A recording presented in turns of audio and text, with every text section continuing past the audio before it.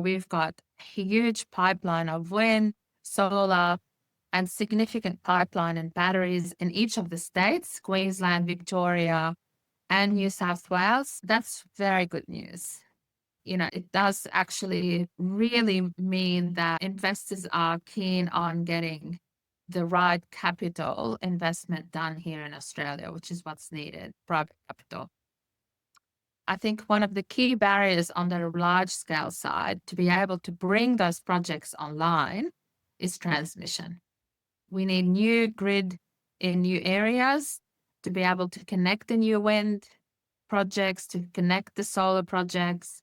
And those basically, the transmission is held up in, there's a number of factors for the delays in transmission.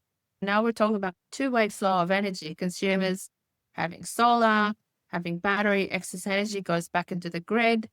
They should be rewarded for that if they are removing a need for augmentation and so on and so forth. And so that really hasn't occurred.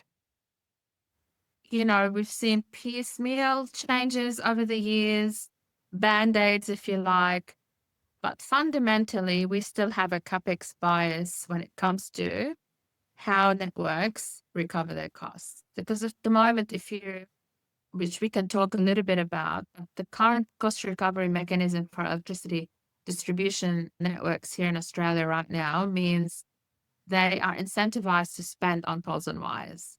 That's how they were set up in the past, which was right in the day. But now they don't need to do that because there's other solutions, non-network solutions. And so we need that pricing and the economic regulatory framework for these electricity distribution networks to keep up with the pace. Yes, because those days, embedded generation was quite hypothetical. Okay, you will do, but overall, network needs to be there. Da, da, da. But now, embedded generation is every household, right? Absolutely. That's, to me, electric vehicles are a solution to the network problem. Networks are saying, during the day when solar is, especially here where there's a lot of solar penetration, it's basically eating their lunch. The grid isn't being utilized at the rate that they expect to get a return. And so batteries help with that. Electric vehicles help with that, and with the right behavior tariffs that we could have in place to incentivize people, charge your car during the day, on your lunch break, in your workspace, going from A to B. EVs are a solution to the problem.